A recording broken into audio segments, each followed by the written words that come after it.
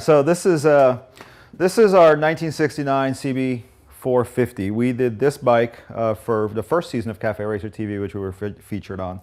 Little history on this bike.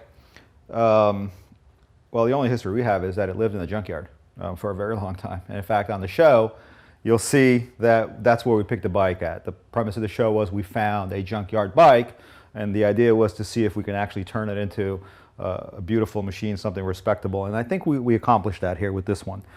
She was fully decrepit. In fact, the motor was seized. Bits and pieces were missing. It was rust, corrosion, oxidation, you name it. This poor bike had it. But it was a good challenge. What we did, we started with the frame on this one after we did the tear down. We cut the frame off a little bit back here. We have a machine that bends these hoops really nicely for us, and that's exactly what we did there. So we did a tail hoop. Once we got that situated, I hand formed this seat, which is a one-off. People always ask, where can I get that seat? You can't, unless I make another one, which I'm not going to do. So the seat was hand formed. The tank was a stock tank.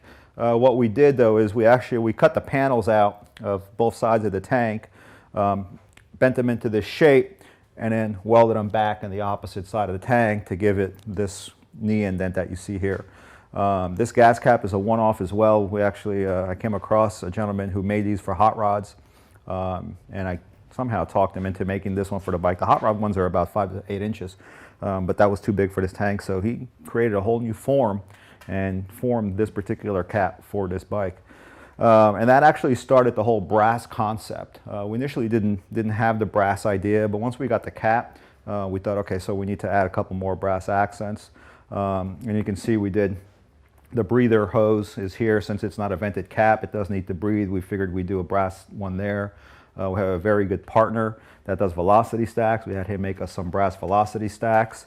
Another good friend of ours, local here, did the pegs for us, so he turned those on his lathe by hand, and obviously we got some pegs, and we did the old school tape wrapping instead of putting foam rubber and stuff on there. We wanted to kind of keep this thing a little more old school. The headers on this bike are original. We just had them re-chromed. These are Norton pea shooter pipes that we put on here, which gives this thing a really nice sound. Again, we finished it off with some brass. Little touches here and there. Same thing with the turn signals, a little bit of brass here and there. Hence the Brass Cafe. All in all, this bike, it's far from stock. The motor had a little bit, since it was seized, we did overbore it quite a bit.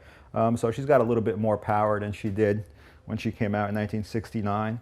The suspension we redid as well. That's a little bit different setup on the suspension. These actually came with these springs that you see here.